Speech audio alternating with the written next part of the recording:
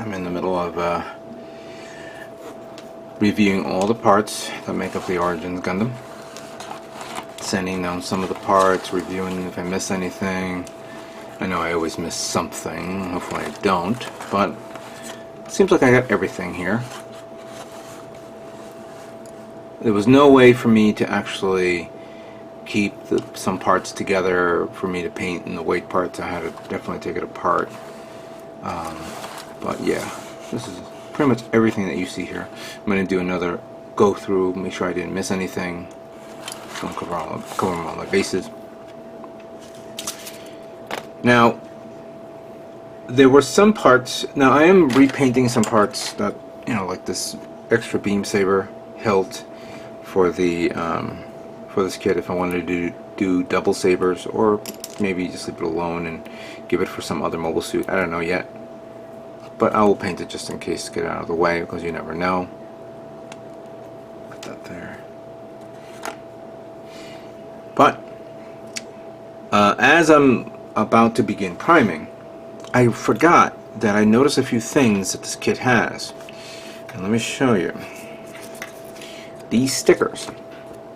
Now yes, these are for the mono eye right there, the little V-fin, which I'm going to paint that red part yellow, then mask it off, and then paint the rest red.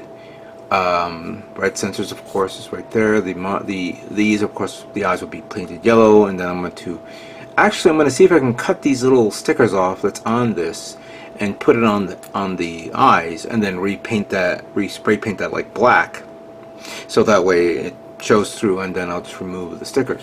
But the one thing that I noticed here that we forgot about is these guys right here. These little round sticker things. These go here inside this part. Some great detail on this. I don't know if you guys see it right now. And when I looked at this, and I kind of reminded myself of this before I started, I said, wait a minute. I have something that may work. So I looked around and I found these photo-etched parts. I think these will go well with these. I mean, the size is like this one's for that, and I believe this one could be for that. There are different types here. Let's zoom in on this a bit. I'll do it on the table. Give me a moment. There we go.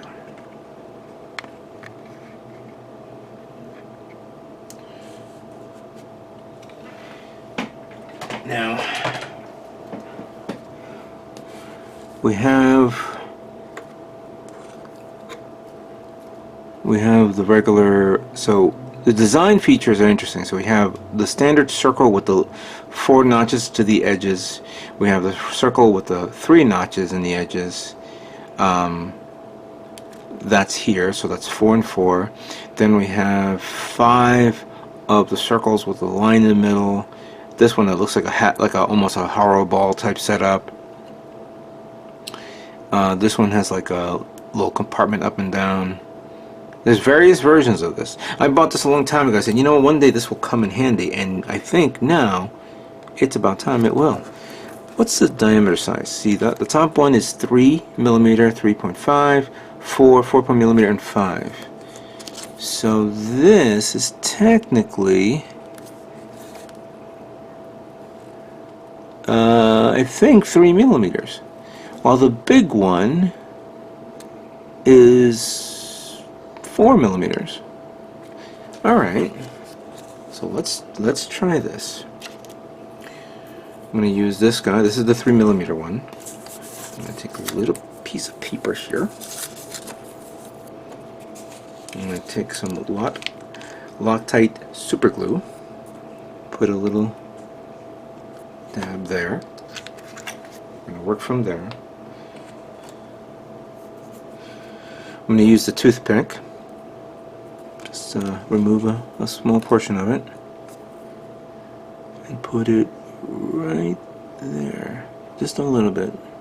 Just a little saturation right there. So that part is done.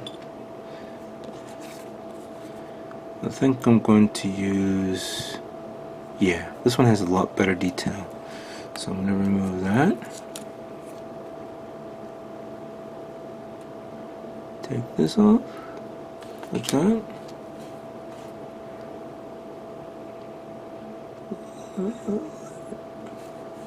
And now just, let's see.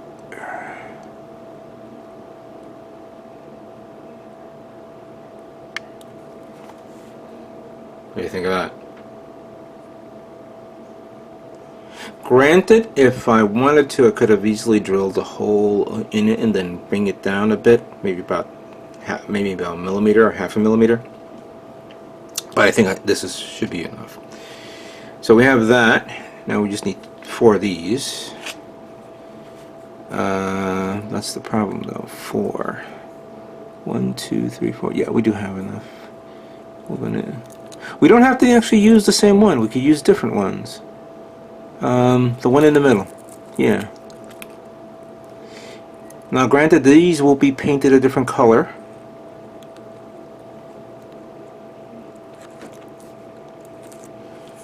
Ooh. Where's my... Sorry, just looking for something. Oh, there it is. So I'll just put that there for now. Then take the toothpick.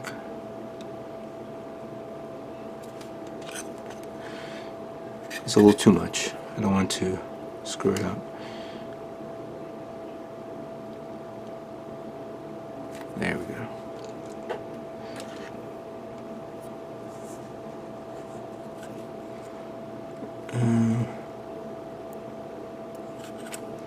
Since this is in this angle, we're going to do it this way. And then, give me that knife.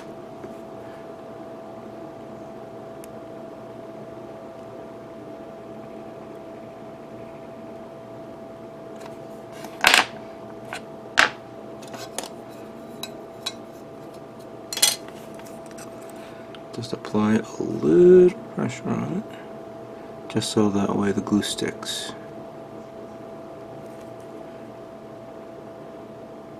That's good.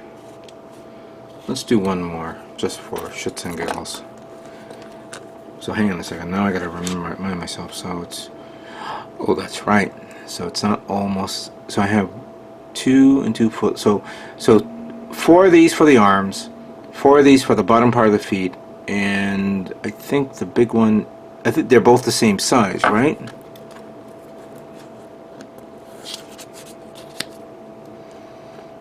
Yeah, they're both the same size, but a different tone anyway, a different look to it. So I think probably a good idea is to use this guy. So let's peel that out. Oh, wait a minute, let me just saturate it first a bit.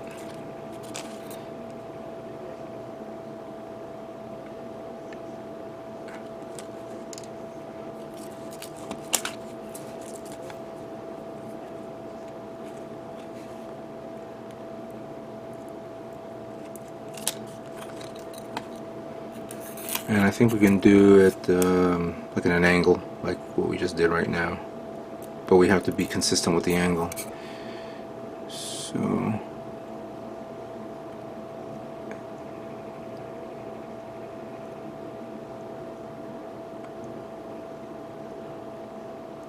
it feels like it's a little loose. I may have to put a little more. Let me see if we can remove it.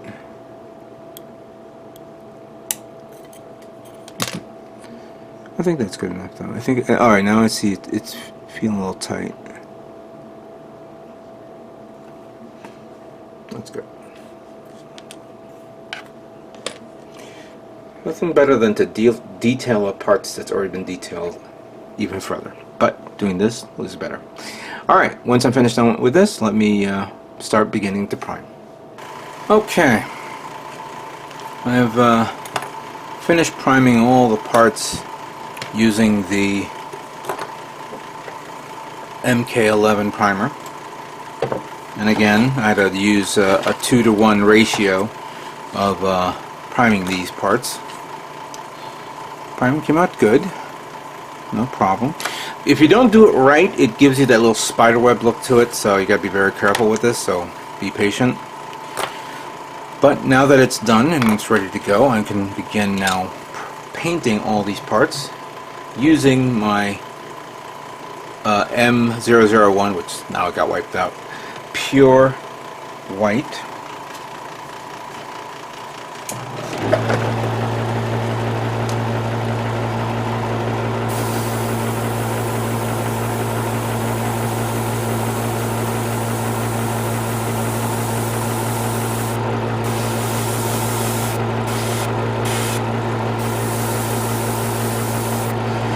It is a very nice smooth paint once you get it, you know, get the consistency of the thinner perfect.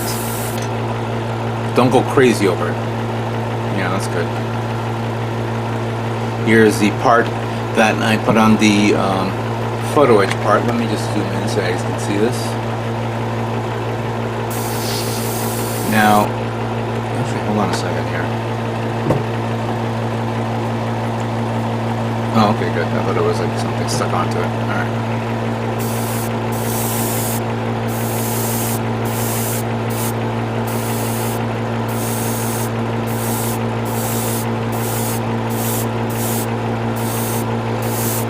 I'm going to mask that photo etch part off later on, so that way I can paint the inside the gunmetal color. So that's done. Let's do this one here.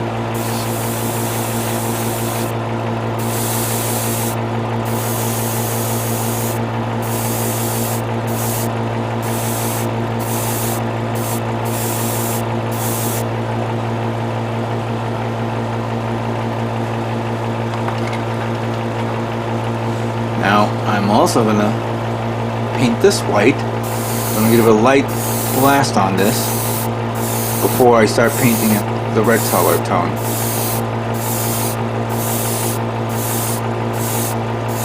So I can give it a highlight.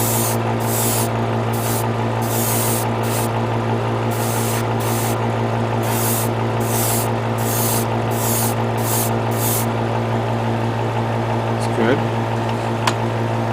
The same thing for the yellow.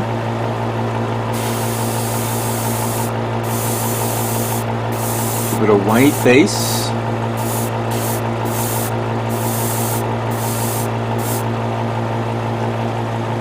And then eventually paint it yellow so it looks good. So it shows a little bit more brilliance to it.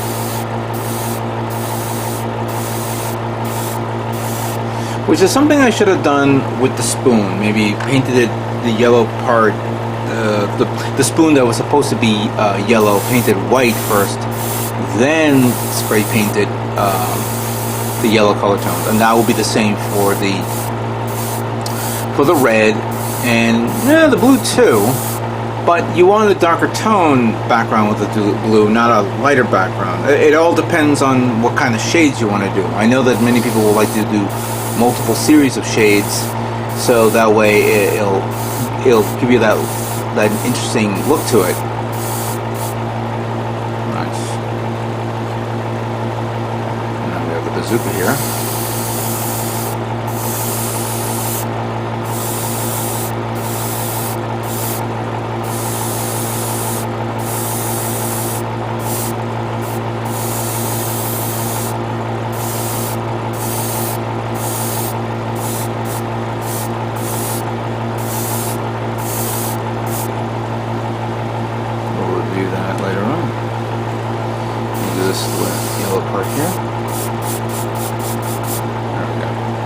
Alright, so I have a few parts, well, I have a lot of parts here to work with. So let me work with what I got. And then once all the parts, well, basically all the white needs to be done, that's one. Then the red and yellow will be painted white so I can give it the extra color tone. This is going to take me a lot of time and a lot of white paint. And then once they're done, we'll move on to painting the color tones.